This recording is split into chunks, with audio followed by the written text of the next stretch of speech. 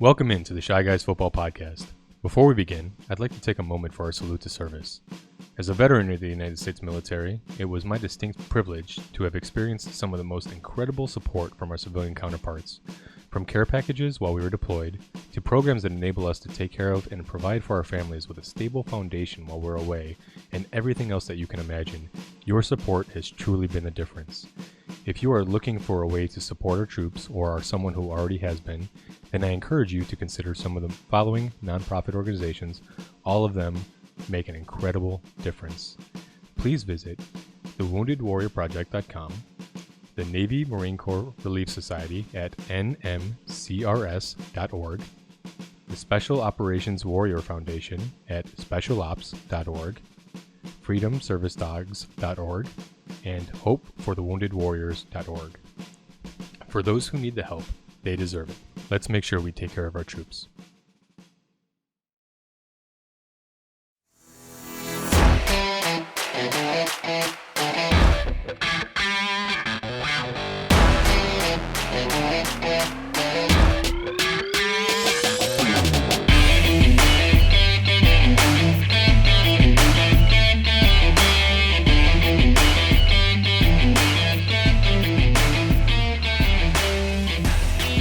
Hello, football fandom. Welcome to the Shy Guys Football Podcast, your weekly source for fantasy football news and advice. I'm Donnie Mack, and with me, as always, is Anthony Lukasic. Hey, how's it going, everybody? And joining us again for the second time, we've got Mike. Welcome back, chair. Mike. Thanks for having me, guys. Big shout out to two people. Wordsmith again, right? Two people on YouTube, two fans out there. One, Matthew Hardick. Really happy that he is joined us and is following us on YouTube. I know him a little bit, as he's my son. And this mystery guy, RT Lang. Who can RT Lang be? I guess that's a mystery that maybe I know and everybody can find out one day. Yeah, well, he commented saying he or she, we don't actually know. That's true. Commented that really appreciated your appearance on the show. So Looks like you got yourself a fan there. Yeah, and it only cost me $50 per week. But but happy to be back, guys. Happy to say that I did win my own fantasy football league. Good. A little scare there from Diggs. We can talk about that a little bit later. But snuck it out by about 1.5 after being like a 40-point favorite. Yeah, no, I've heard reports of like there were people that were up by over 80 points, and they lost to Josh Allen, Diggs, the Bills kicker, and the Bills defense. It was wild. That's a hard crazy, right there. huge wild game. championship week. Yeah. Speaking of wild championship weeks, our redraft leagues, the Shy Guy Football redraft championship game came down to less than 1 point. It was, I think, like 0.75 separated the two teams. Yeah, it was really close.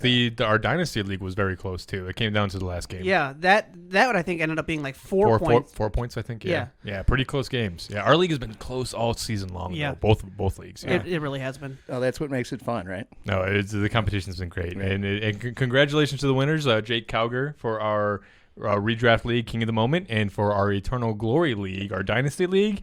That championship goes to my wife, Peanut. Yeah. Peanut, congratulations. Congrats, Peanut. Yeah. Those of you watching will have seen Peanut on the show earlier in the season. Which means the trophy gets to stay in the Shy Guys studio. Yeah, that was really the big thing. Like, we were middle of the season, we're like, we got to really get these teams going. We got to win. Because that trophy's got to stay in the Didn't work out the way I had planned, but I'll take it. Right. It's worth it.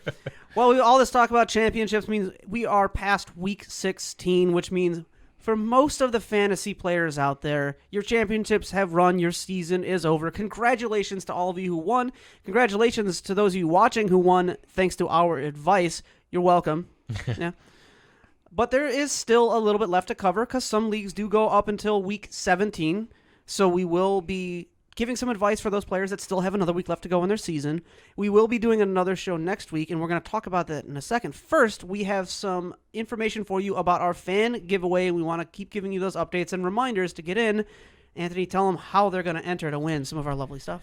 Yeah, so do us a favor. Please help us out. We've been here helping you all year long. We're going to keep helping you all off season long, and we just need some likes, subscribe, some shares. Just help promote the show, guys. And when you do, take a picture of what you did and send it to us, and that'll give you an entry. You can get an entry for subscribing to us on YouTube, following us on Facebook, Twitter, Apple Podcasts, or any podcast platform. And if you give us a review on any of the podcast platforms, take a picture of the review and send that to us as well, and we'll give you 5 entries into the contest as well. Right. I heard that as long as it's a good review, though, right? Well, we prefer Preferably, yeah. If you have a bad review for us, Please just talk to us. tell us. Give tell us a what you chance didn't to like. fix Yeah. it first, Right. people. Instant Come on. message. Come on. It's year 1 of the show.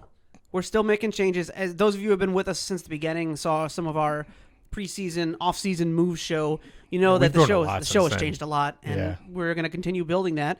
We're going to try. We're going to continue building that next year and the year past that, and continue on, hopefully, until we're too old to do the show. For sure. That's the dream, guys. That's the idea. So help us out. Keep us here.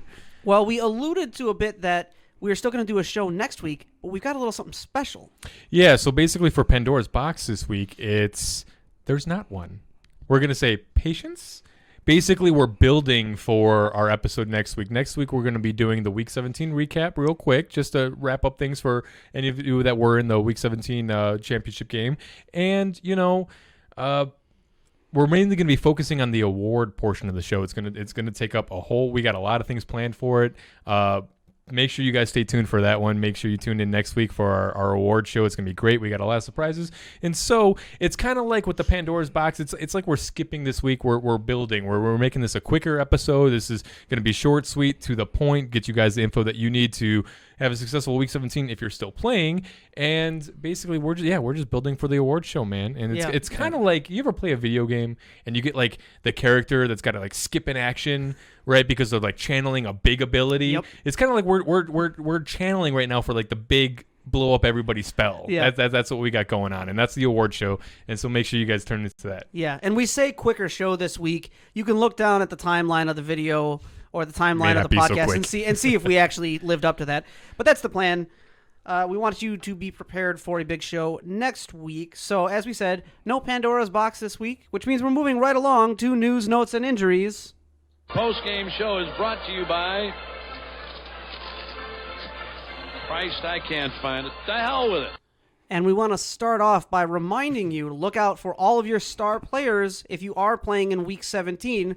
If their teams are locked in on the playoffs, and we've mentioned this before leading up, but this is really where it's going to come into play.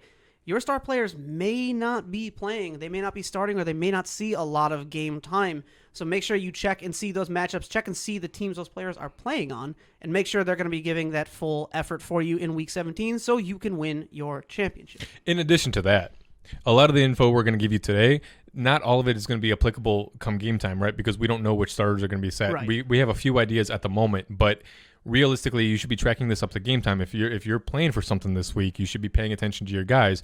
And in addition, pay attention to guys that are not your guys. Go look for the players that are going to have opportunities to step up in the wake of a missing star. Go to the waiver wire and pick up that guy for the week. There's tons of them out there, guys. Just, if you need any advice or help, hit us up. Yep. Shoot us a message, shoot us an email, anything you want, get in touch with us, and we will help you out. We will help you fix your lineup for sure. Sounds good. Well, and speaking of one of those players, James Robinson reportedly will be rested for Week 17 matchup, closing out a great rookie season. We've also gotten news. Darrell Henderson joins Cam Akers with an ankle injury of his own, making Malcolm Brown the last man standing in the Rams' backfield. That random merry-go-round, man. Yep. I can't talk today either. You guys down need to one pony. pony. Some of this, some of my special show juice. Yeah, right. That Starbucks is great, isn't it? Yeah, Next up, not a paid promotion. All right, so next up we have first-round pick Dwayne Haskins released and goes unclaimed on the waivers, officially a free agent. What a mess, guys. What a mess. Do Yeah, you think kinda anybody's crazy, going right? to pick crazy? Yeah, talk about a fall from grace, right? Yeah, I mean, first-round pick, stud star quarterback at Ohio State. I never liked his arm, to be honest with you. I never liked his arm talent. I never liked him as a quarterback. Do you think he's done? Well, apparently his team doesn't like him as a person either, right? Yeah, there's that. There's that as so well. And you find that out too, and it's like, well, then why are we going to try to build you up as a player when you don't even want to be here, man? Yeah, I don't know. He will land somewhere in what capacity. is sort of where it's going to be. Practice squad, possibly. He's definitely got a long road ahead of him if he wants to get back into the NFL, because it's basically that's the point that he's at. And so, it just depends on where he catches on and where he gets a chance. That's the nice thing about the NFL, though, is that there's never any shortage of chances. It's just what are you going to do with the limited opportunity you get? Yeah. Yeah, especially coming off like a bad rap. Exactly. Coaches are not going to So he's going to have to be a model. And that was Riverboat Ron, right? That's Riverboat Ron that sent him packing. Who generally well-respected head coach in the league, has a pretty good pretty high tolerance for the, I think that's one of the reasons why you saw him go unclaimed off waivers and just go straight to the free agent market, because you got to figure, I mean, it's a friendly-ish rookie contract, but it was still a first-round contract. And so with Rivera it's a mess, man. I agree. Yeah. We'll have to see how that one plays out. Next up on our list of news, notes, and injuries, Cooper Kupp placed on the COVID list. If our season wasn't over, I'd be disappointed, but I don't have to worry about that this week. It's a good thing about the Week 16 championship, right? Yeah, exactly. Speaking of which, by the way, because I did forget to bring this up at the start of the show, be aware next season that the league the NFL is talking about expanding to 17 games. That's right. And so you might want to be moving your talk to your commissioner and make sure that you guys are voting this offseason on what you're going to do. If you're a Week 16 championship league, you're going to want to move to Week 17. If you're a Week 17 championship league now, you should probably just keep it, because you don't want to be in the week 18 championship matchup having the same issues you're having this year with the missing players and the missing studs and all that jazz. Right. Yeah. And going into a normal season, a 17-week season, not a 17-game season, how many injuries are we walking into this week? People are sitting. So if there's another week, that's even scarier, in my opinion. Yeah, for sure. See, I think I would have had a good season if we had like a Week 4 championship. I started off the season very strong before the injuries. I guess I could put a little golf reference here. I feel like DFS is right up your alley, my friend. I play a fair amount of golf, and it's 18 holes, but I always had a joke that I think it should be 14 holes. That's not when I'm done. That's sometimes how I feel about football seasons. Yeah, I'm not a golfer. Yeah. Driving range. I'll do that one. Mini golf or something. For me, I like the clown. Yeah. For me, a day of golf is over when the six-pack is empty. That's when I was like, all right, let's turn around. Isn't that fishing? Is that the same for fishing? It's fishing, it's golf, it's bowling, darts. I need give me football, give me basketball, give me these action, running around, hitting people, man. I like it. Yeah, I need some action. Talk about getting way off topic. It's the end of the season, man. We're just having fun at this point. We are having a lot of fun. Moving down our list of news, Mason Rudolph to start Week 17 versus Cleveland for Big Ben. Joe Mixon reportedly will not play Week 17.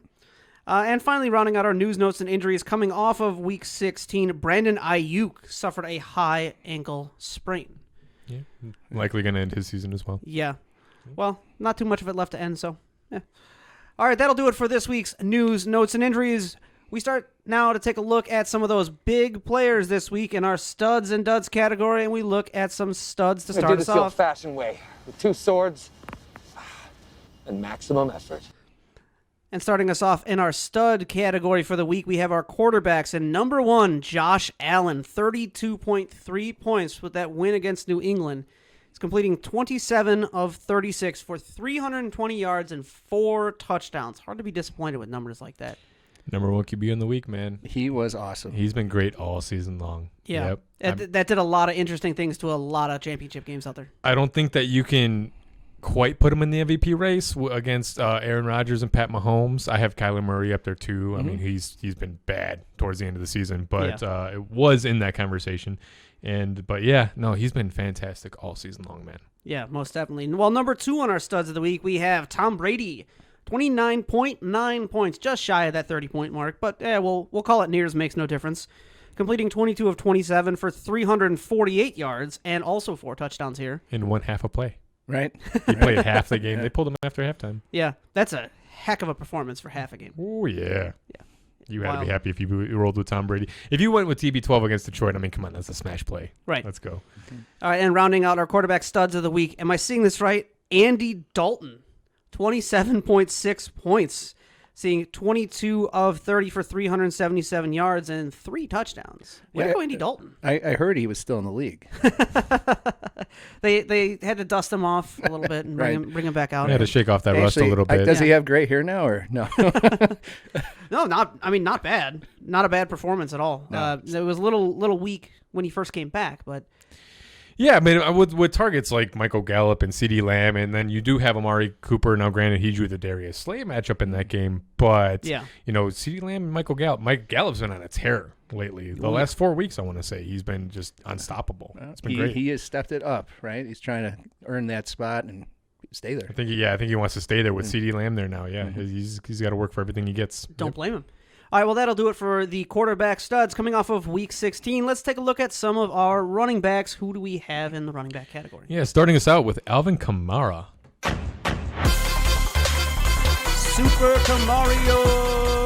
Super Camario coming in with 54.7 points in half-point PPR leagues, 22 carries for 155 yards, and tying the record, 6 touchdowns. Which is good enough. One hell of a game. It's good enough to be one hell of a game, and also our king of the moment this week. For sure. If you were lucky enough to have him on your squad for the fantasy championships, oh my goodness, you had to sit there and think, all right, well, I've already won. That's cool. That's moving half forward. of that's probably like 40% of a team's points in a championship game in one player. Yeah, definitely. Sure. I wonder what percentage of championship teams he was on. I would think it's probably pretty low. Yeah, because he did dud out a little bit in the semifinals, and so that hurt a lot of people. Right. And then to have this kind of blow up, and that's kind of the thing about fantasy football. Realistically, it's all about getting to the playoffs, right? And that's what we're here for, to help you do, right? And then to help you through the playoffs. But any given week, it kind of depends on your matchup, what other player you're playing against, what teams those players are in both sides of that are playing against, and it's just kind of any single week you could have the greatest team in your league by a lot. You can lose any given week. Right. Oh, yeah. And so at that point, once you get to the playoffs, it's just about getting to the next round, getting to manufacturing wins, finding people off the waiver wire that might get 2 more points than the guy you have starting. You know what I mean? It's anything that you can do. And so, yeah, it's fantastic to have made it that far. You're a winner. If you make it to the playoffs, you had a great fantasy football season. You have bragging rights. Yeah. To be the champion, that takes a little bit of luck. You have to have a little bit of luck to get through all the way to the end. And hey, kudos on you. Good job. And I want to say it's a record tying 6 touchdowns, but he did break a record for having a second appearance on our King of the Moment. Oh, that's a record? Yeah. It's going down in the books, guys. Yeah. So there you go. I bet that record's never broken. I want to say the record that he tied was for rushing touchdowns, which was, I think, wasn't it they were saying set in 1928 or something like that? So that's before the Super Bowl era, folks. Yeah. That's before like the NFL proper. You know what I mean? And so in all honesty, in my opinion, that record's his. Right. Nobody's done that with this kind of talent around the league and this many teams in the league. It's the modern era record. It's a different game than it used to be. It's a modern era record. Correct. Yeah. All right. Well, congratulations, Kamara. Moving on, our number 2 stud of the week is Myles Gaskin coming in with 31.4 points. The Gas Man, 14 rushes for 87 yards, 5 catches on 5 targets for 82 yards and 2 TDs. Has Buffalo coming up next. Gas Man's back. Yep. Good to see him back, right? And then following up with Samaje Perine. Welcome back. Samaje Perine. It's been a couple years, but hey, 27.6 points in the win against Houston, 13 rushes for 95 yards and 2 TDs, adding in a nice little bonus of 4 catches on 4 receptions for 41 yards. Hey, look, since he's got Baltimore coming up next week, I'm not expecting a repeat performance on this one. No, and you're real high on Baltimore this week, aren't you?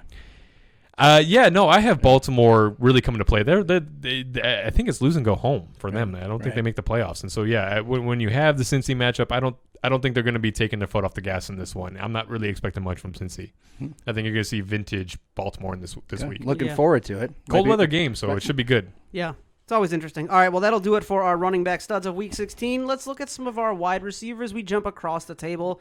Mike, who you got for us? Well, there are 3 straight-up studs here, and the first one, you're probably a Bears fan if you're watching the show. Devontae Adams went off, 37.7 points. He is 11 for 12, 142 yards, 3 touchdowns, and guess what? As I said, he's playing the Bears this week. Yeah, and we have at least one Packer fan out there watching. We do. Yeah, he's in my league. Well, hi. Number 2, Stefon Diggs. Woo! Yeah. So Diggs almost ruined my fantasy year. Like Josh Allen did to some other people. as well. Congratulations on weathering the storm. I did, and it was only because they pulled him, man. It was really only. I was so happy when they pulled Josh Allen because, again, my wife, she won by 4 points, and her opponent was playing Josh Allen. Oh. As soon as they benched him, I was texting her. Well, it was scary because it looked like Buffalo was just there to run up the score against New England. And Belichick, and I've watched enough New England. We all have. It's New He England. didn't look like he wanted to be there at all. Yeah, I mean, it's been a rough season for New England. We knew that going into it. And then in addition to that, they had the COVID opt-outs, which were a lot of key pieces, more than any other team in the league. And so, yeah, it's been a nightmare over in New England. I made a joke about, I think the scene I'm thinking about, we ended up editing out, but I had a joke in the preseason of our preseason breakdown, our kind of pilot episodes for the show, about Bill Belichick possibly kind of tanking the season to getting ready to hand it over to Josh McDaniels and give him the high draft pick to go get his quarterback that he wants and all that stuff. I didn't realize that if anybody would, he'd be the one too. I think that his career could sustain doing such a goofy thing. Bill Belichick is a first ballot Hall of Famer. Oh, legend. no doubt. Absolute legend in the game of football. And so, yeah, I mean, why not set up your boy Josh, who turned down a head coaching job to stay with you? Yeah, Come on. Show a little respect. Come on. Well, he also set up Stephon Diggs last week. So Stephon only got 37 points, 9 for 11, 145 yards, 3 touchdowns. He's got a favorable matchup again this week, guys. Obviously. Yeah, I mean, I don't know how much Allen and Diggs are going to be playing, though. Yeah, you're probably right now that I think about it. I'm not sure they're playing to improve their seating. I'm not sure. I don't either, but I think if I remember correctly, last year the Bills did not take their foot off the gas. They're typically a team that doesn't. McDermott. Right. It's like their head coach. And so we'll see. And another reason to target Bills in your drafts next year. Sure. And this is why you're listening to this show. If you're one of those teams that, not doing so well, subpar record, not really looking to improve, those are the people that are not watching shows like this. It's the guys that are watching, and gals that are watching shows like this that are the ones who are going to be in the championship and going deep into the playoffs next year and every year, because you're looking for ways to stay up to date with what's going on around the league. And the more info you have, the better decisions you can make. And that's why you watch shows like this. Info, opinions, and just different viewpoints. For sure. Yeah, you want to get as much different takes out there as you can, for sure. So, and ours are the best, so you got to make sure you get ours. Yeah. Definitely. Rounding out, number 3, Mike Evans had a day too. 35.1 points, 10 for 12, 181 yards, 2 touchdowns. He's probably going to have a big week. Yeah, against Atlanta? Yeah. I mean, soft matchup again. Yeah. And it just depends on how much they're going to be playing TB12. So we'll see. Yep. We'll see how that works out. We will see how that goes. All right, that'll round out our wide receiver studs of Week 16. We got some tight ends for you next. Who do we got leading off those tight ends? Jimmy Grandpa. We can't bust heads like we used to, but we have our ways. Leading the league this week with 20.9 points in the win against Jacksonville. 4 catches on 5 targets for 69 yards and 2 touchdowns. Now, we talked about last week Cole Kmet being a potential streamer for this week. This is what we would have had in mind for the upside, right? Yeah. However, Jimmy Grandpa. Now, check this out. 47% of snaps compared to Cole Kmet's 91%. Right. That's insane. As a Chicago Bears fan and fantasy football player, longtime fantasy football player, this is why a lot of people in the fantasy football community, just including Bears fans especially, almost especially, hate playing Bears players because we don't know where the volume is going to go, man. You look at this, 47% versus 91% of snaps, and look at the difference. You know what I'm saying? You just can't. This is a fantasy football analyst's worst nightmare. Yeah, it's if you terrible. came to me and said, who of these two guys do I play? This guy sees about 50% of snaps. This guy sees pretty much every snap. I'm going to say you go with the one who's out there on the the entire field. Game. Yeah. No, we're just going to Apparently bring not. in Grandpa to get out there with his walker. And I would agree with that, but Cole he's a run blocking tight end. And the Bears are having they want success him to running be both, though, Yeah. right? Well, they do, but I guess they got to use Jimmy because they're paying him. Yeah, no, that's fair. You got to get some kind of production out of him. I every time I saw Jimmy Grandpa in the on the field in the red zone, my first thought was, "Oh, there's Ryan Pace trying to save his job." Hey, look, that $8 million, it wasn't for nothing. But following him up, we had Irv Smith from the Minnesota Vikings coming in with 20.3 points and 2 touchdowns of his own on 6 catches on 9 targets, guys. He's definitely got the volume this week. Yeah. He's been getting it for the last few weeks. Kyle Rudolph's been a little bit banged up. Conklin's been in there, but it looks like Irv Smith's, man, they really want to get this guy involved. He was, what, a second-round draft pick 2 years ago? I want to say something along It those sounds lines. about right. A little above my pay grade. I'll Google it later. So, yeah, no, Irv Smith is definitely the tight end of the – I think they feel like he's the tight end of the future. Just had a little case of the drop skis last week, but comes back this week with a strong performance. And then, of course, our guy, Travis Kelce, the monster, Zeus, coming in with 19.3 points in the win against Atlanta. 13 targets, 7 receptions. Look, this is why people are making a case to pick him up at the end of the first round in next year's drafts, guys. Can you imagine that?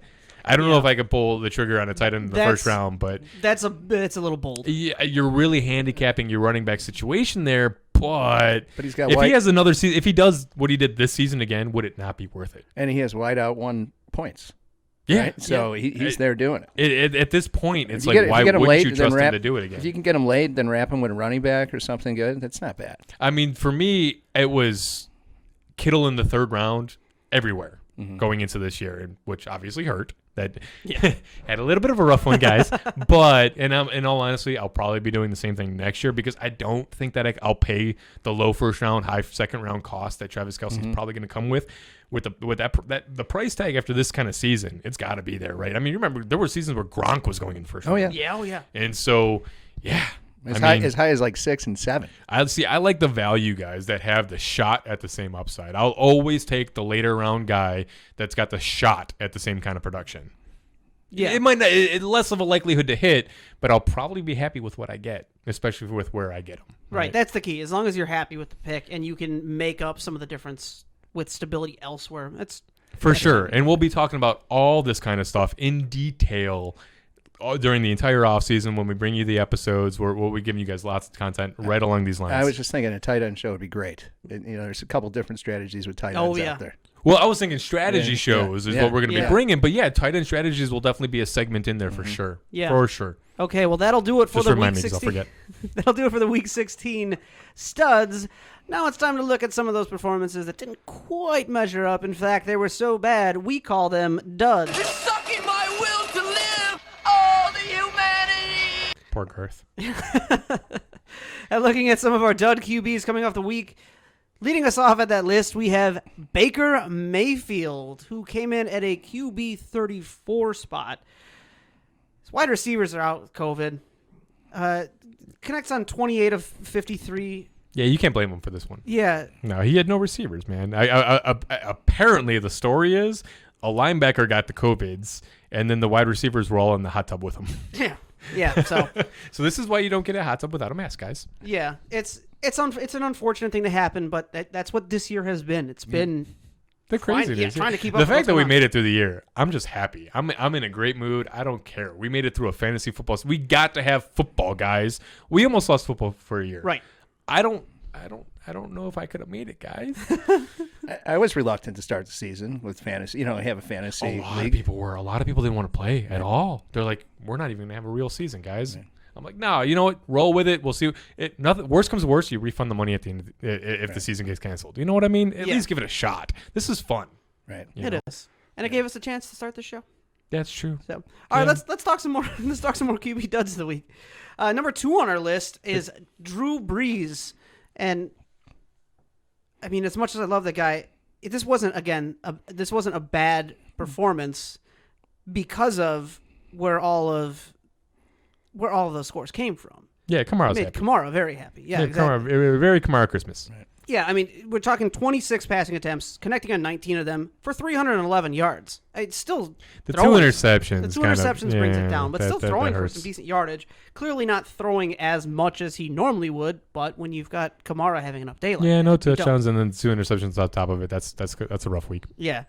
Seeing Week 17 against Carolina. Number 3 on our list of quarterback duds this week, we have King Goffrey, QB 28 on the week, connecting on 24 of 43 for 234 yards and an interception.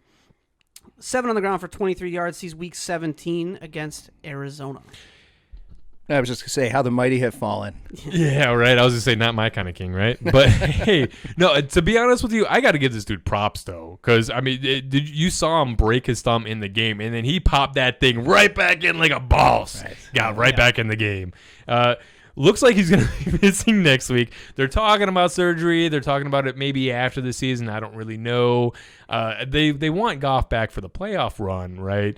But they're trying to figure that whole mess out. It looks like it's going to be QB John Wolford coming in to replace Goff against Arizona. Not great news for Bears fans, especially with losing Darrell Henderson too.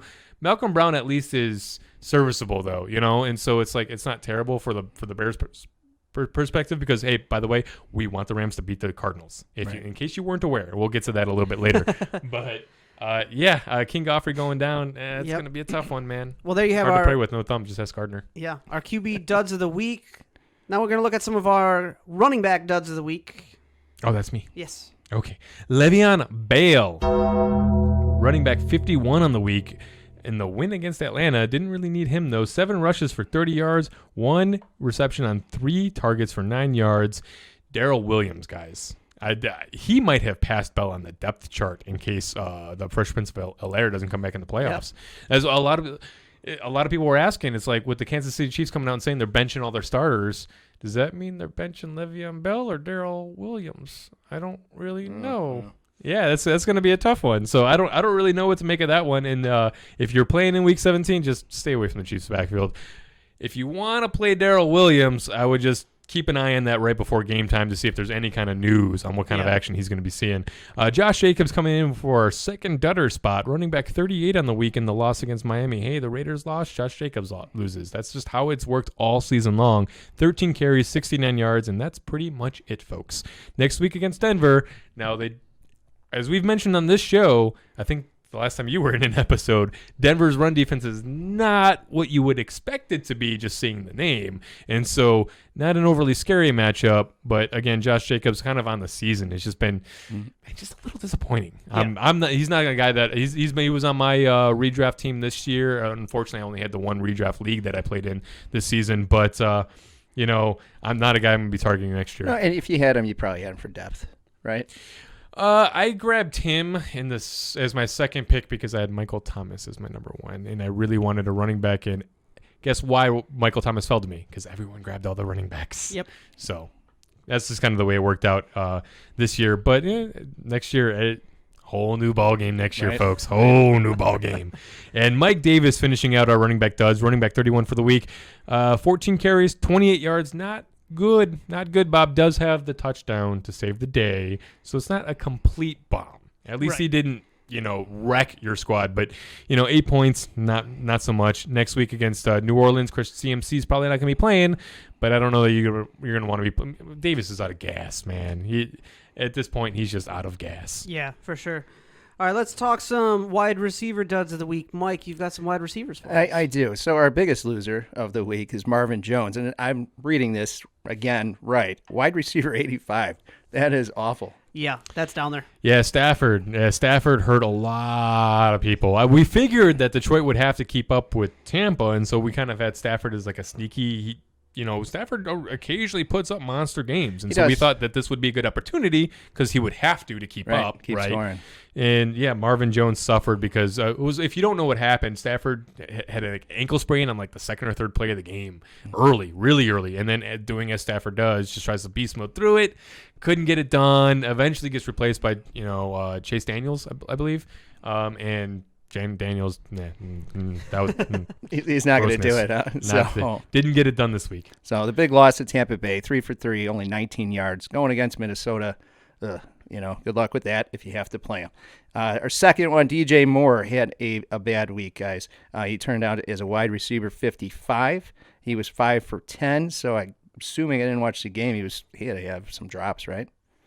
Yeah, this game I did not catch, unfortunately. I didn't see it. I don't want to speak on it. No. Well, he's 5 for 10. That's not great. Yeah, but I mean, they could have been Teddy B because Teddy B. I do know that Teddy B had a rough one too, and so in fact, a lot of people are questioning whether he's going to even be the quarterback next season now. So with DJ Moore, he's that boom bust play. He's either going to do everything for you or nothing, and so that's just what he is in this offense, with Robbie Anderson being the number one. And I did look it up before we were sitting there, a little pregame thing. I looked it up. So he had a big game the week prior to this. It was against Green Bay. Gives me a little hope that maybe one of our receivers can go off against Green Bay. I'm hoping, at least one of them, right? There's going to be some opportunity there, and so it's just whether or not Mitch can find him, right? Yeah. And that depends on the pressure that they bring, because obviously Mitch does not do great under pressure. So, Well, they should go back and watch last week's tapes. Yeah. See, see what happened there. Yeah. So And third worst, A.J. Brown, wide receiver 53. He was 4 for 8, 43 points. There was some weather there, which evidently hurt him. This week he's playing against Houston. yeah, I don't think you can blame A.J. Brown for that game. It's just, it is what it is. A.J. Yeah. Brown, dudder in the playoffs, so it happens. it's unfortunate. All right, let's round this out with some tight ends to close it off. Yeah, we're going to lead off with Robert Tonyan. Tonyan? I think I'm saying that right. I like to think Funyon. Yeah, so tight end 47 on the week in the win against Tennessee. 1 catch, 2 targets, 17 yards. Next week against Chicago, though, hey, look, he's the tight end 3 on the year, guys. Tight end 3. Yeah. I was surprised when I pulled that up. T.J. Hawkinson, Hercules. Or that works too. Tight end 34 in the loss against Tampa got Bay. 4 receptions on 6 targets for 23 yards. Hey, look, the volume's there, so you got to be encouraged. And he's been great all season long. I don't think that you can really be too upset with Hercules with his performance on the year. I mean, tight end position is a wasteland for a reason. Yeah. Give the kid a break. Next week against Minnesota, not too worried about it. Go ahead and use him. And then finishing us out with Dallas Goedert, tight end 28 in the loss against Dallas. Look, Jalen Hurts. The cracks started to show. I told you that he wasn't really looking Goddard's way. I don't think we're surprised. I'm not looking to play Goddard next week against Washington. Okay. Well, that'll do it for this week's duds, and closing out our studs and duds category coming off of week 16. Now we're going to take a look at some of the other performances coming off of that week that didn't quite make the top tier. We're going to look at some trust or bust. Just trust me on this, okay? I think they can trust me. They can trust me. Trust me, true believer. Do you trust me? You disgust me. How can you live with yourself? You sit on a throne of lies. And we've narrowed down our list of candidates in this week's Trust or Bust because, hey, it's the pre-Week 17 show. But we're going to be taking a look at some of these good performances that didn't quite make the studs category and see if these are performances we can count on, we can trust these, or if we can bust them, forget about them, and move on. So, we ready? First name we're going to talk about here, Brandon Allen, finishing QB 10 on the week. Goes 29 of 37 for 371 yards and 2 touchdowns. Season week 17 versus Baltimore. What do you think, Brandon Allen, trust or bust? I'll stick with Tony's opinion on this game. He's playing Baltimore. I think he had a great week. I don't think you can trust him this week. Houston. Right. Houston is not Baltimore. Right. Yeah.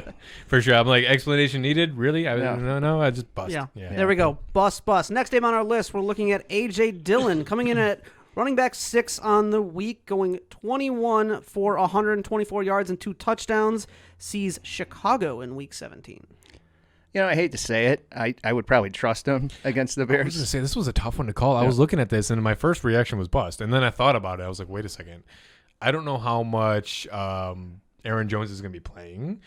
Chicago's run defense isn't spectacular. They can be beat there. Now, they shut down Derrick Henry, and A.J. Dillon is kind of like, is like the baby Derrick Henry, right, that Matt LaFleur brought in. So, yeah, I mean, there's bust potential, but there's also another repeat potential as well. It's entirely in the realm of possibility. So I think, you have a wide range here. I would say that you can definitely trust him as like an RB2. Yeah, Bears haven't seen a heavy dose of A.J. Dillon, right? And that's usually a bad thing for the Bears teams. That's true. That's true. All right, next up on our list, Gio Bernard. We're talking back-to-back strong performances of RB6, now RB10. Saw 16 for 65, 7 receptions on 8 targets for 66 yards, sees Baltimore in week 17. What do you think, Giovanni Bernard? This one, I'm more torn on this one a little bit. There's no Mixon, right? So that is an interesting thing. So he's going to get a lot of carries. He is playing Baltimore defense. Baltimore is going to try to show up. If you had to play him, you play him. That's about it. I wouldn't be starting him over anybody, but I trust him in like maybe category. Yeah, my only concern is that I'm not positive that Samaje didn't just earn himself the between the tackles work and relegating Gio back to third down work. Now, I think that either way you spin it, Gio's going to make his money in the passing game on this team. If he's going to do anything at all, it's going to be in the passing area, right? And especially against Baltimore's defense, right? So there is potential for Gio to have a decent game, but I think his upside is right in the decent range where you're only looking at the 12 to 15 points tops. Maybe I would be very surprised if you put up more than that. It would be because something a little fluky. You know what I mean? Like he took like a 40-yard pass to the house or something like that. And so something to that effect. He's kind of like a medium floor, low ceiling guy. Yeah, medium floor, low ceiling. Right. That's exactly what I'm thinking for Gio here. And so especially against this defense, I'm not mid to low end RB3. If you want to trust him for that role, sure. But I think that you can find better options. And in fact, I think you can find better receiver options and just play 2 running backs. Just flex a 4th receiver or a 3rd or 4th receiver, depending on your especially with all the injuries. We've talked about a few. There's people out there that you can play. Yeah, no, exactly. And, again, we don't know what we're going to get out of Samaje. You might be able to play Samaje over Gio. And so when you have those kinds of questions and flags about a player, I'm not looking to touch him. I'd rather just wait out the week. Now, of course, this is the last week, so you're just kind of just passing on those kind of situations in this case. Right. Did that make sense? I feel like that made sense. It made sense in my head. We're both like, yeah, maybe. Yeah. Better option, Yeah, that's the consensus there is. Okay, if you have to. All right, next up on our list, Zach Pascal saw a Week 16 going 3 of 6 for 64 yards and a touchdown. He's touchdown dependent, but sees a Week 17 matchup versus Jacksonville. What do we think, Zach Pascal? I think Jacksonville does not want to win a football game, right? at all. I think Zach is coming on. He is touchdown dependent, as it was mentioned, but Ty is hurt, right? I think he's a little banged up. I think he's still set to play, though, if I'm not mistaken. I could be wrong on that. Certainly watch that. Keep an eye on that. Yeah. If Ty set to miss, that absolutely Pascal. As of now, because give me the juicy matchup, I'll trust the Mandalorian, man. I mean, they might not have to put up a whole lot of points against this Jacksonville team, so I don't know how much they're going to be passing. But, hey, Rivers hyper targets. I don't know if you know anything about Phillip Rivers, but he finds the guy he likes and he hyper targets. For whatever reason right now, that happens to be Zach Pascal. So, hey, roll with it. It's because he likes his name. Yeah. I'm telling you, it's because he's a big fan of the Baby Yoda. It's the Baby Yoda thing. Everybody loves the Baby Yoda. Is the Mandalorian because of Pedro Pascal? Yeah, that would be where that reference comes in. Thank you, Don. For you confused listeners, thank Don. I thought maybe you were streaming like the explanation at the bottom. Nope, it's all got to come We're from not me. that fancy yet. No, I could, but no. Then Yeah, I wouldn't have a work. job on the show. All right, last up in our Trust or Bust category this week, we have Irv Smith, top 3 tight end, 2 of the last 3 weeks. Sees a Week 17 at Detroit. Trust him. Yeah, why not trust him? I mean, I'm not looking to roll him over like one of the top 8 tight ends on the season. But if you need a streamer for the week, absolutely put him in your lineup. All righty, well, that'll do it for this week's Trust or Bust. Coming off of Week 16, looking ahead to Week 17, it's time to ask if we should start, stash, or trash. You want answers? I think I'm entitled. You want answers? I want the truth! You can't handle the truth! In what used to be your favorite segment. Yeah. So now we're going to start off with some start, stash, or trash, looking at some players that you should start, or, I mean, really, there's no sense stashing. Well, no, and actually, in this case, Unless I'm going you're to be giving you some stashes. Ooh, okay. Yeah, a little sneak preview there. All right. Spoiler alert. Yeah. All right. Well, the first name we have on our list, we have Jalen Hurts versus Washington, top 5 against QBs. What do we think? It's tricky because Jalen, we mentioned, was a bit exposed. He was put out there a little bit last week.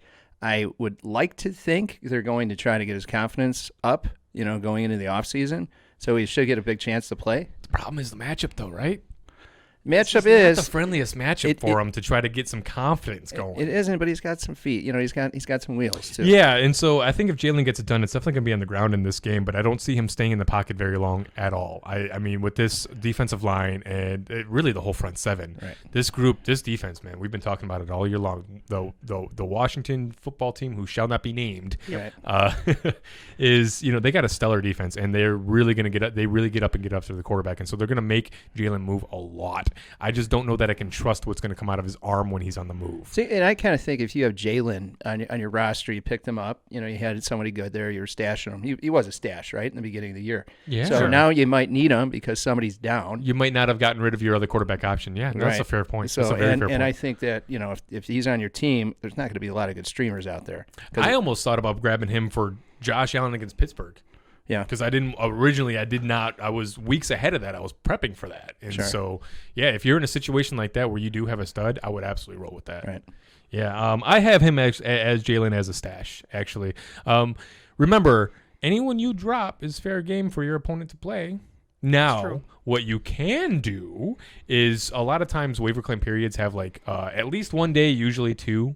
If you drop someone from your team, they cannot be picked up by anybody for a full 24 to 48 hours. Check to see what your league rules are. And what you can do is Sunday at 1 o'clock in the morning or something, go ahead and drop whatever players you want to drop and then pick up all the potential guys that could be picked up on game day from the wire and just, load up your bench. It's a little bit of a cheap tactic, but it's the end of the season and your opponent can do the same thing to you. If you're playing this coming week, it's championship. Right. In week 17, because of the benchings of star players and things like that, this is exactly why you don't want to have a week 17 matchup. And so, in all honesty, you should be doing this and just going to your commissioner and say, see, this is what we don't want to have. Right. Can I ask hypothetical? If you had Jalen and he's sitting there and you can play him, but Mitch Trubisky is out there on the waiver wire, what are you doing? Mitch against Green Bay.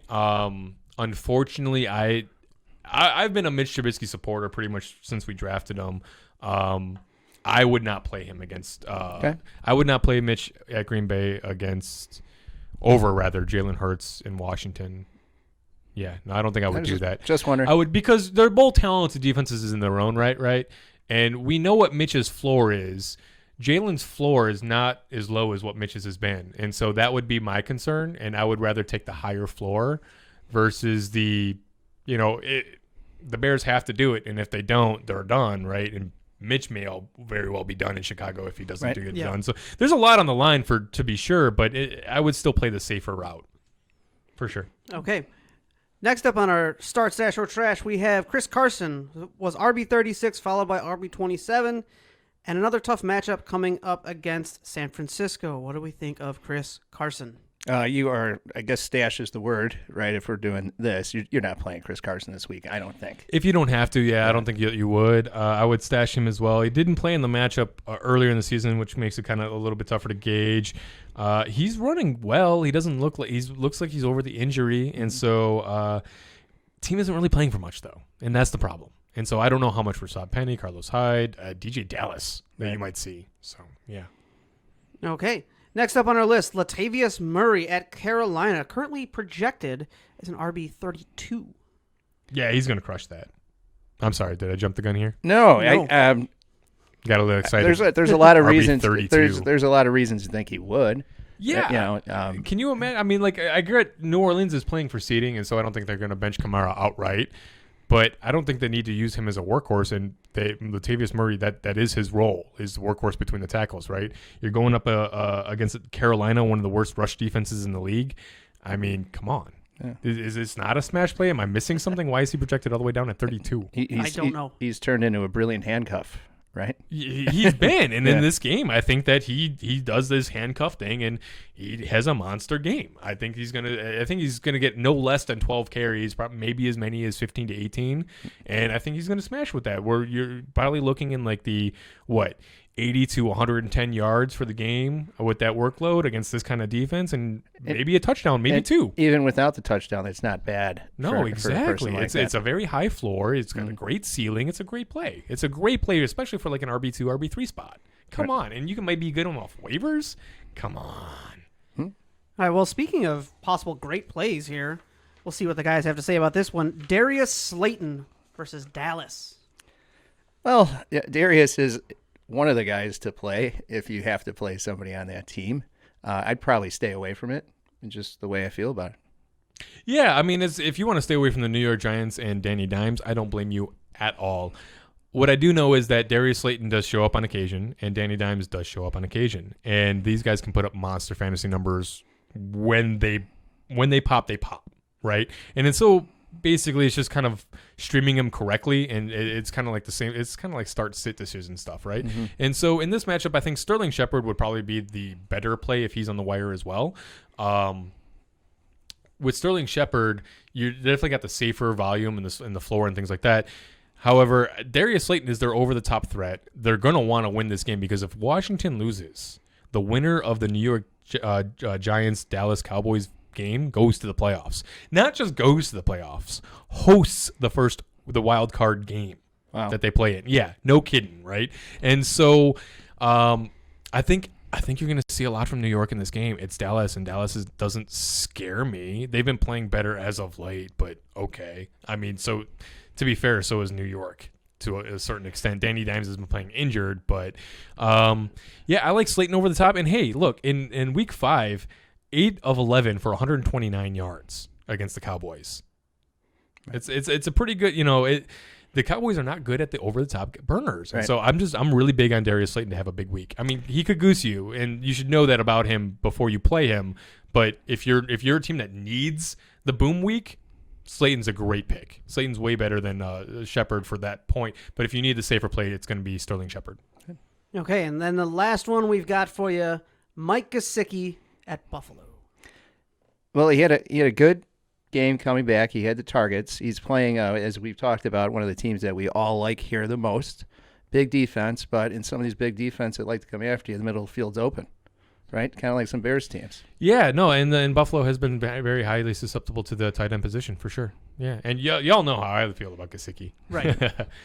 Big fan. But yeah, no, I'm for start as well. Well, there you go. We've got your advice for you, Week 17 players for your start, stash, or trash. And if you're a Dynasty player just listening in, there's some information there to stash. Stash some of those guys for next year and be ready for them. Next up, we're going to go to the wire, diving a little deep for some deep diver waiver wire time. I think I'm going to get my ass kicked, sir. I don't think like that. Damn it to hell, don't go by the book. Think like a pirate. And starting off our waiver wire deep dive, we're going to look at some of our quarterback streaming options. First up, we have Philip Old Man Rivers. Hey, Old Man River, zip it or I'll break your hip. I'd like to see you try it. He's going to see a matchup versus Jacksonville this week. Next up, we have Captain Kirk. Captain Insano shows no mercy. At Detroit, and I feel like we set these guys up just so I had a lot to play with at the end here. I mean, I like to mess with you as much as I can. Yeah. We don't have a drop for this next one. We'll get one soon. Danny Dimes versus Dallas. We've also got Andy Dalton against the Giants in a pinch. Yeah, he had a great week last week, so I think you could definitely look at him, but I'm not targeting that one. Yeah. Are you putting that game at a high score? Is that kind of your logic on that one? I'd like to. If this was in Dallas, I would. Because it's New York, I think it's going to be weather dependent. If the weather's fine, I don't see any reason this game doesn't go into high scoring, to be honest with you. The weather could be a little weird, right? Because we're getting some weather Friday. It should roll that way. Yeah, so we'll see how that shakes out. But if this is an inclement weather game, then yeah, it's going to be tough to pass the ball, and so all bets are off. Anything can happen, right? With Bradbury coming back, I mean, Amari might struggle a little bit, but you still have CeeDee Lamb, and Gallup's been on his hair. You still got Dalton Schultz. You got both Pollard and Zeke, and Dalton is running the offense. Yeah. He's doing what he should do as a backup quarterback. I don't see any reason why Cowboys can't put up points, and the Giants can put up points on the Cowboys. So I don't see why not. And finally, as a QB stream option this week, Drew Lock does have Las Vegas. So there's that. But that'll do it for your quarterback streaming options of the week. We're going to look at some of our running back deep dives now. And who do we got to lead off that list? Starting us out with Malcolm Brown. So with Darrell Henderson going down, Malcolm Brown is going to inherit the lion's share. Last man standing, guys, and that is a situation we love for fantasy football. Yes, indeed. He's got the matchup against Arizona. That's not even a tough one. That's good. You got to be happy about that. Plus no quarterback. Come on, Malcolm Brown. Oh, big game, big game. Ito Smith, the Atlanta running back against Tampa Bay. Now this one, look, I'm not happy about this one, guys. But hey, look, double-digit touches every week since week 12. If you're a team that like you're wide receiver, quarterback, tight end heavy, and you're struggling to put starters out there, somebody that you can play at running back every week, Ito Smith is a guy that you can put into your lineup and not get nothing out of. So if you're desperation play territory, okay? And then LaMichael Pirine. Now this guy, I think I might like a little bit more than I should. He's the Jets have they're in Foxborough against the Patriots this week. Frank Gore is done for the year and probably career with a lung contusion, not because of the injury, but because it's Frank Gore, and infinity only lasts for so long, right? And so LaMichael Pirine, guys, is back. He's healthy and he's ready to go. And against this New England defense, we've seen them get beat almost repeatedly, and it almost looks like the team's given up for the season, guys. I mean, look at what Savon Ahmed did against them 2 weeks ago. Yeah. That was a huge game, right? So Pirine could be in line for something like that. Now, obviously, we hope that he gets that kind of production. His floor is still low. Again, he's on the waiver wire for a reason, guys. But yeah, that's what I got. Okay. Who do we got for some wide receivers? Wideout's familiar name on top here is Darius Slayton. We talked about him a lot. Yeah. So we again, or Sterling Shepard if he's on the wire too, depending on what your team needs for this week. Right. Round number 2, Cam Sims. Not a name everybody hears about all the time. No, this one I like. This one I thought was cool. I agree. So he had eight targets, right? He was. Hold on. this. Yeah, we had a hiccup with this in the pre-show too. Yeah. Take your time. He's had a good few weeks. It's an important. That's what we're relegated to. 8 targets in 3 of the last 4 weeks, and he's topped 60 yards twice. And this is an important game for Washington. It is an important game. He had a great week last week. He also dropped a bomb, so his stat line would have been even better if he would have brought it out. Again, I didn't see that game against Carolina they played, right? Right. And so, yeah, I didn't see that. So you tell me, I mean, is that something to worry about? Was that a very catchable ball? What was the deal with that guy? I think it was catchable. I think it was just one of those that he had to bring in and he didn't. Yeah, so kind of like a Deontay Johnson, right? Who we're trusting every week in our lineups. Yep. Okay, just checking. Yeah. All right. So and then Jacoby Myers. That is interesting. It's always hard to trust people on New England as such. Jacoby to me definitely has some of the most upside on that New England team. And a fair floor, I think, is my point for this guy. The 5 targets. Less than 5 targets only once since week 7. Right. So he's got some kind of a short volume. Whether that turns into actual production, well, that's going to be the question, right? But when you're talking about volume floor on the Patriots, right, that might be as good as you get, and especially against the Jets. Yeah, and then you got to like that matchup, yeah, for sure. All right, well, there's your wide receiver waiver wire targets. Now let's look at some tight end streamers to finish off our category. Yeah, we're gonna go with. I'm sorry, this is you. I was wondering, but we could share. I forgot. We could actually. I defaulted to our normal lineup here. We could actually do it together. We're letting Mike do it. You want to do it together? Okay, you go first. Well, what? Jonnu Smith, easy pick there. He's playing Houston. Play him. I just want to give you Mike Gesicki because he was my Pandora box guy. Okay, you may continue. Mike Gesicki. We talk about him a lot. Yes. I've been here 2 weeks and spent a lot of time talking about Mike Gesicki. But he is, the middle field could be open. He could be a good streamer if he's there. And then Irv Smith, we've actually talked pretty highly about him. Minnesota, that's his guy, or we think that's his guy, or the guy moving forward, or we hope in Minnesota. For a tight end, yeah. For a tight end playing against Detroit, you got to stream him if he's there. Yeah. Against Detroit, yeah, for sure. I mean, look at Gronk last week. Right. Oof. All right, well, that'll do it for this week's Waiver Wire Deep Diver targets. Go ahead and check your waiver wires going into this weekend. See if any of those players are available for you. And get your championship 1. This is your last chance for it. You don't get a second shot at the championship this season. You got to wait till next year. Yeah, no week 18 this year, guys. No week 18 this year. Maybe next year, but not this year. Hey, you know what? We have an extra episode we have to do next year. That's true. We're going to have to do a longer season. I'm going to have to rework my contract. Yeah. Yeah, me too. Hey, I think it's time to go gambling. I've gambled away more money than you'll ever understand. Try me. $22,600. Oh, God! Oh, God! Oh, my God! That's right. It's time for some DFS Smash Plays. For all of you gamblers out there ready to make some money, we've got some obvious big-name choices that you must pick up here, your absolute Smash Plays, and then we've got some value adds here for you. Maybe make some roster space for your team. Take it away. Yeah, I'm going to send you guys gambling this week. So if Deshaun Watson is healthy, he will be my smash play as the high-priced quarterback against Tennessee at home, too. Danny Dimes is going to be my dark horse, high risk. Again, there's a potential that this is going to end up being a high-scoring game, and Danny Dimes has to show up. And there's actual playoff implications on the line in this game. You're not going to see them just not care. You know what I mean? Dalvin Cook against Detroit. Okay, that one's a little easy. That's a low-hanging fruit. But Latavius Murray against Carolina. Look, Y'all know I like Latavius Murray this week. Yeah. A.J. Brown coming in at Houston. Oh, that's going to be a smash play, right? Darius Slayton. Well, there's my gamble. Hey, I'm telling you, the Giants love going over the top. The Cowboys love giving up plays over the top. It's a match made in heaven. And Mark Andrews coming in as my tight end streamer of the week against Cincinnati. Hey, playoff is on the line for the Ravens. They are going to show up in this game. Mark Andrews is going to have to be a red zone target in this game. And Mike Gesicki against Buffalo, another team who's a little weak against tight ends. Yep. There you go. Take that advice. Go to your DFS sites. Make some bids. Make some money. Well, at the end of DFS, that means we're coming close to the end of the show, but we still have one final segment for you, and it's quite possibly the most important, or at least it's the closest to our hearts. It's time for a little hometown corner.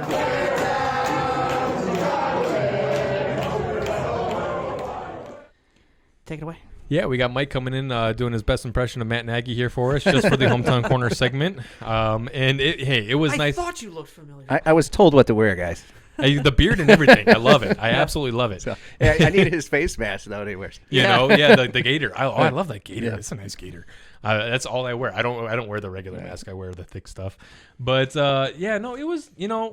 it was nice to see Jacksonville decide that they didn't have to come out of the locker room after halftime. They put up a decent fight in the first half. They made it a game, and they said, okay, well, we saved face. We saved ourselves from embarrassment. We know that we can at least compete in an NFL game. Let's not lose Trevor Lawrence, guys. Stay healthy. Don't get hurt out there. Right. As a person who makes a few friendly wagers every week, too, seeing the Bears, I was really heavy on the Bears this week. You had to be. Everybody really. This is as close to a lock game as you're ever going to get. Right. But then 10-10 at half, everybody was a little worried. So, you're like, oh, my God, the Bears did it again. Yeah, no.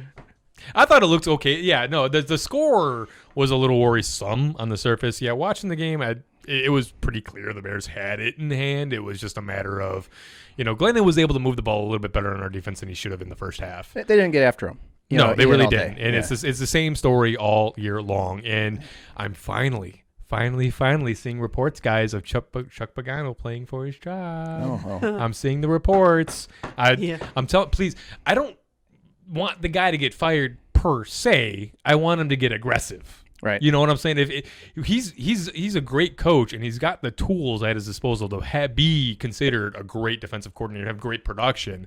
He's just got to use them correctly, and that's just he's not. And you saw in the second half what happened when the defense got a little aggressive. I mean, look at Roquan with 2 picks in the game. Come on, Roquan. How is he not a Pro Bowler? We just have to throw that out there. Now I know he's young. He's young. Consistency. He's one of the highest rated. Look at is Tremaine Edmonds a Pro Bowler? I got to look that up.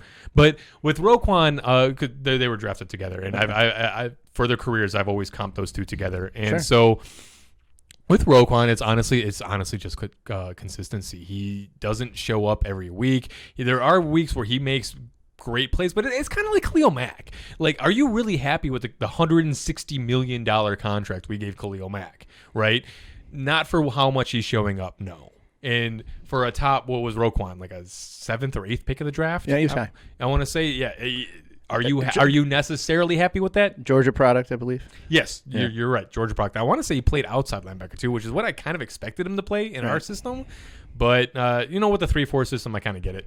And so, I'd love to see more and more. Every year he has been growing. It's been steadily getting better.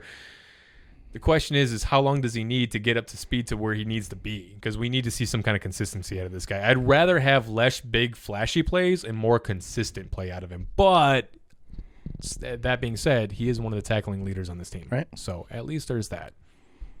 But Trevathan, look at Trevathan coming up. Finally, a little downfield running. He's going after some people. He's staying aggressive. This has had to have been his best year in a Bears uniform, period. By a lot, I think. For the first time, I actually went, holy crap, Trevathan looks great. I loved him coming in from Denver. I loved it. In all honesty, in my opinion, over Von Miller, I thought Trevathan was going to give Von Miller a run for his money for the MVP for that Super Bowl against the Panthers, because Von Miller happened to get the turnovers, but it was Trevathan that was causing them right in that game. And so I was huge on Trevathan coming into Chicago, and then just didn't look good, looked slower, looked aged, looked hurt. He'd been hurt a lot. He was hurt a lot. And so, yeah, it's good to see both those guys playing at a strong level, especially going into this game against Green Bay. Right. Speaking of which, this is the showdown, huh? It is. I guess this is where we didn't want to be but wanted to be. Yeah, no, that is a great way to put that. Look, I'm not going to be surprised if Green Bay comes out here and destroys us. I'm not going to be surprised if we come out here and stomp Green Bay, because I'll tell you what, this is not the same team that you saw 5 weeks ago. Right. The offensive line is playing a much different game. The offense as a whole is playing a much different game.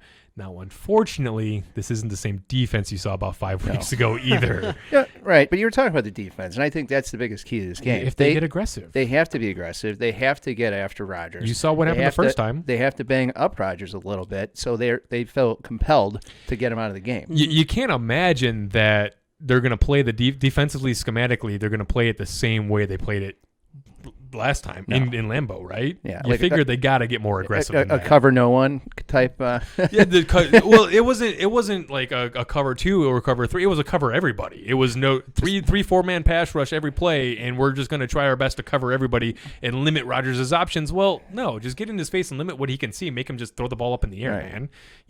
Come on. Well, enough of that train. But so here's the way it's going to work out with these the playoff implications here. So, for the Bears to make the playoffs, they either need to win against Green Bay or the Rams need to beat Arizona. Without King Goffrey, without Cam Akers, without Darrell Henderson, it'll be an interesting one. Yeah. So, look, I'm without King Goffrey, I'm still not positive that's not a good thing. I know.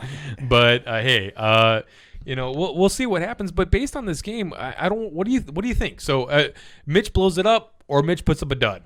Okay, what are we looking at here? Does it change the outlook of this Bears team going into next season? Right. I in some ways I think it does. So if Mitch has a good game, or he doesn't make the mistake he made last week, which was an awful pass. Yeah, that end zone pass. But I honestly don't think that pass registered as much. If he has a similar game to what he had last week and has that same pass, right, I think you pardon him because the rest of the game was good enough. You're allowed to have a couple bad passes. It's the timing crucial in the red zone. Yeah, that makes it tough. It is, and when the announcers are saying, and these are quarterback announcers that are talking about you, and they're basically comparing you to a high school football player. That's a bad thing. When you're, first round draft pick and maybe the face of a franchise, so called. I am not very personally concerned about what the announcers say. Unless it's Tony Romo. I'll go with Romo. And here's how the Bears win, though. If he can be consistent, not throw interceptions, put up low 200 yards, and they get Montgomery going, I think that's how they win this game. You beat up the defense by running the ball. You beat up the offense by going after them. I think you're exactly right, and that's exactly where Green Bay's been weak. Is the run game, is the run defense. Now they have been known to hyper focus the run, like they shut down Derrick Henry last week. Right? Now, granted, that was a weather game too, but I mean they've been fairly successful against running backs at times, and so it's. Do they try to shut down Mitch? Do they try to shut down the running game? I think if you shut down the running game, you do shut down Mitch. Right. And so I feel like that's the approach I would expect to see from the Packers. And so I don't expect Montgomery to have a huge week this week. I don't expect them to struggle trying to get the running game going. And I think you're going to see vintage Bears where they try to abandon the run game and pass to open up the running game. And then you see Mitch, I don't think Mitch is the same quarterback that we saw in the beginning of the year either, though. And so I don't think that you're going to see like vintage Mitch. But at the same time, he's not Pat Mahomes. He didn't transform overnight. He's still Mitchell Trubisky. Look, every quarterback makes mistakes. You look at Baker Mayfield, who had an outstanding finish to the season. Look at what he did last week. Right. Look at what he's done in other games this season. Patience, guys. This is the problem that I've had with Mitch in Chicago is really the fan base not giving him patience because it's like if he doesn't have to have he's allowed to have mistakes. All quarterbacks are allowed to have mistakes. Rodgers is going to have mistakes in this game. And so at that point, it's staying patient and seeing what he does before and after that on both sides of the mistakes and seeing is he getting it done outside of that, because I'll tell you what, every player in the field is going to have mistakes, man. And if you get on a guy, I'm concerned that this dude's not going to want to stay in Chicago, even if what if he tears up Green Bay? What if he doesn't sign with us next year now?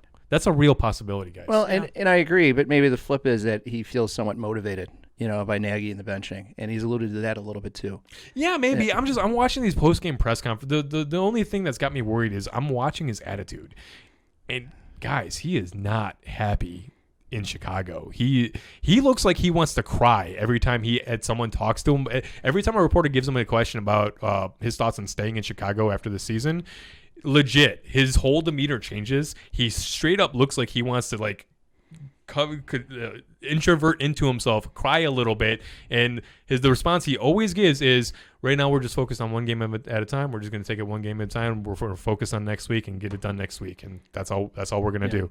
And he doesn't want to talk about it. No, and I'd say historically up until the last few games, that's always what he did, and Nagy was feeding him those lines. Yeah, but you didn't see the time. Look at him. You know what I mean? He straight up looks sad, man. He'll be happy as a clam 2 seconds before that. You bring up staying in Chicago, his whole demeanor changes. I'm telling you. You could, if you're curious, ChicagoBears.com. You can find the video on the videos. You could see all the post-game press conferences. But yeah, no, I'm worried about it. I am. I'm really worried about it, and that he'll probably end up staying here. He probably will. I would imagine that. He's getting the support that he needs now, and that he's going to be happy about it. But at the same time, I'm still a little bit upset about how we treated the poor kid, because when you look at his stats, compare him to Grossman's, blows Grossman out of the water. Oh yeah. Compare him to Cutler, kind of on par with Cutler, while he was having his bad seasons and developing and progressing and figuring out who he was as a quarterback. I'm pretty happy about that. I was very happy about that, and so I'm very excited to see what Trubisky can do with his career. In all honesty, I'm kind of rooting for him to go over to Pittsburgh. Oh, that's interesting. Interesting move. I think he's back because the Bears are going to finish in too good of a spot to draft a good quarterback, and I don't know what kind of free agents are going to be out there. No, exactly. I don't think the Bears have a choice but to pay the kid some money. Right. Yeah. So we'll see how he does against Green Bay, but it's going to be very telling, man. Yeah. Nagy. I heard Nagy's going to be keeping his job. I heard too. Coming out of the 6-game losing streak, everyone was sure he was going to be losing it, and then the 3-game winning streak, I think, is what saved putting him in the playoff talks. I think is what saved his job for another year, because you got to remember he's under contract for 2, so it is a lot of money to burn if you fire him now, and so it's kind of like giving him another year. Ryan Pace is got 1 more year left on his contract, and he's the guy that a lot of people think that. I don't know. Yeah. But with the way that his team has been playing, the caliber, the character, I want to say, of the guys that he's been drafting and the team that he's been putting together is really the focal point of his methodology. And so I think that with what we see as a result of that, I think there's enough there to justify keeping Pace around. Yeah. Recently he's done well. I would agree. I think, in my opinion, the only guy that's got to go is CEO Ted Phillips. I would agree with that, too. He's a money guy. He's doing all that. I think we talked about this I think last time I was here. McCaskey has not proven that he knows how to put winners out there. Yeah, the problem is last week we said it was a basically hold out for the Jacksonville game because this is not a real game. They are not actually going to try to win this game. If they go up into the second half with a lead, they're going to be running the ball back into their own end zone for safeties for the Bears to ensure their number 1 pick. So it was wait for the Green Bay game. So yeah, we're basically revisiting the Bears at this point. I don't know. Nagy wears visors. Lovey used to wear visors. Maybe the Bears had a lot of good visor wearing coaches. Maybe they have to go with a guy who won't touch a visor. Yeah, that's probably the problem. I like it. There are a lot of good options out there too. I'm looking at a lot of the guys that they're talking about. I mean, you got a bunch of guys coming out of Kansas City that are about to be available for promotions that somebody's going to pick up and hire, right? The Rams have an old Bear coach on that they're talking about possibly coming back for a head coaching stint. But again, I think there's a lot of great candidates out there, and if there was a time to replace GM and head coach, I feel like this might be the offseason to do it. However, man, it looks like they're going to be hanging on for just 1 more year. I think what we need to do is compile all those names, put them in one long video, and just send it off to the organization and say, hey, we made decisions for you. Here you go. Oh, yeah, just give them our picks. At that point, I'd be hiring myself as GM. Right. That's just me for GM. Let's go. There we go. Let social media get this going. It'll go viral. I'm a random thought I had, because I haven't thought about it this way, but there haven't been no fans in the stadium, right? There's no fans. Sure. If they lose against Green Bay, everybody's spirits are going to be down. So then if they go into sort of a rebuild, which you're doing, if you get rid of the GM, head coach, and do all that, and you bring in Mitch to kind of, mind the ship, do they lose fan base? Do they start losing revenue? Are people going to come back to the Bears? That's kind of an interesting way. Yeah, and no, from a business perspective, I think you're right on the mark. And so, in that case, if they're going into a full rebuild, I don't think they pay Mitch. If they're getting rid of Pace, I'm telling you, Trubisky and Pace are tied. Whatever happens to one is probably going to happen to the other. Now, there is a scenario where Pace leaves and they keep Trubisky but not go into a full rebuild. If they go into a full rebuild, I don't see the point of keeping Trubisky, right? And so, all because of the money thing. You know they're losing Kyle Fuller. You know they're losing Akeem Hicks and a myriad of other guys. And so it's at that point, you might be right. Going into a full rebuild this year with who we have to lose in order to do that, that would alienate a big part of the fan base, and we've already lost. The NFL has lost a huge portion of the fan base, not just because of COVID, but also because of the social.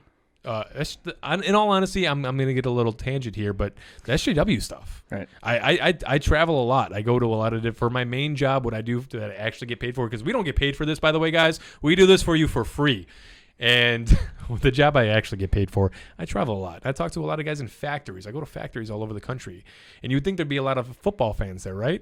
I'm struggling to find football fans in the factories. Oh, yeah. No, it's like the first time I bring up football, they always talk about the same thing. And that's all the SJW stuff is just a major turnoff. They just don't want to deal with it. They don't want to watch it. They don't want to. They're sick of it. And that's the risk you run when, when you bring up anything that's polarizing, you're going to polarize your audience. I think we could. That's something we could probably do. What I'm doing right now. Yeah, we could probably do an entire episode on that. On SJW stuff, please no. Yeah, I don't want to. Go to a different podcast. We've already basically done an entire. Here. We basically done an entire episode of Hometown Corner. We just lost half the podcast fans to his point. No. Yeah, right. I'm not picking a side, guys. I'm just telling you what's happening to the community. The community's hurting. You got to get everyone back into football. I'm telling you. Right. Everything you can. Make it about the sport. Yeah. Yeah. No. It is. It is. I keep telling what I tell people is, look, I don't really care about the SJW crap because you know what? I care about the game. The game itself actually brings a lot to not just a community, an entire community of millions of people, right? We know what the fan base is, but the fantasy football community as well, which is a separate, albeit tied community. Look, you go back to ancient Rome, you go to the gladiator games, right? We need competition. We need stuff that's going to unite us. Tribalism. Tribalism is part of humanity. So if you don't control that overtly, right, you're going to end up with it controlling you. And so as a society, I think football brings that to the table for us because it gives us a reason to have, and it gives it to us in a way that has been brought to us over 100 years now. This NFL has celebrated over 100 years, right? Over 100 years, we've learned how to do this the right way. We've learned how to give each other crap, talk smack, and have fun, roast each other in a way that doesn't actually upset anybody. Right. That it's all friendly. It's all and it gives us what we need from a human nature. Football is a great game for. I got a whole article I'm trying to write that I want to put up on our website once we get our website up and going. But yeah, no, I love the game of football. The game of football, I think, is one of the greatest gifts on this planet. And as a human race, we should be enjoying this. And spread the love, guys. Spread the fun. Spread the cheer. Spread the game of football. Right. Okay. Yeah. I say you could tell he means it by the energy in the room right now. No, I sincerely, I have a passion for this game. There's a reason why I'm doing this podcast. And it's not actually because I want to do a fantasy football. I don't want to be a fantasy football analyst. I don't want to be a podcaster. I want to be involved in the game of football. I want to work within the realm of the game of football, whether I'm a scout, whether I'm in front office, whether I'm doing analytics, whether I'm doing fantasy football as I'm doing here. I just want to be involved with the game. I want to spread my love of the game. I want to spread my knowledge. And I want to help people understand and love and appreciate this game. That's why I'm here. And so you guys you viewers helping us out, supporting the show, tuning in every week. Thank you guys. Thank you guys for letting me be here for you. Thank you for the opportunity. And thank you for coming back week after week. Awesome. I think I need to throw another segment drop in there because Hometown Corner ended a while ago. Yeah, I think you're right. But hey, this is the end of the season. At this point, we're just chit-chatting. We're having fun. At least true. I am. I seriously, I think I said it last time Mike was on. I was like, I could just set the camera, put you guys in front of microphones, say Bears, and walk away for pretty much 3 hours, get a week's worth of content. We're going to get that going this offseason. We're going to have a special episode. Yeah, maybe we can do a postseason wrap-up on the Bears, and I'll just kick my feet up and let you guys go. Yeah, all right, well, that'll do it for this week's Hometown Corner, which means that'll also do it for this week's episode, our Week 16 episode. 16 episodes through most of the season. So I got one more episode left for you as part of our regular season. Make sure you join us next week. I want to thank you all for watching the Shy Guys Football Podcast. If you want to get in touch with us, you can email us, shyguysfootball@gmail.com. You can find us on Twitter and Facebook, on YouTube. You can leave a comment down below on YouTube, right here if you're watching us. You can find us on Apple Podcasts and iHeartRadio Podcasts, and I think there's a couple others that just got added. Pretty much all of them. Yeah, we're at this point, we're pretty much all of them. You can find us on podcasts. Make sure you get inside of our fan giveaway. Make sure you get in touch with us if you have any questions going into this week. You got to win that Week 17 championship if you're playing one of those. For all of you Week 16 winners, congratulations. For you Week 17 championship winners, pre-congratulations, because if you're watching, you're going to win. And also, we want to say Happy New Year to all our fans, because we are recording this right before, so I guess that means... See you next year. We'll see you next year. On that one, goodbye. Peace out.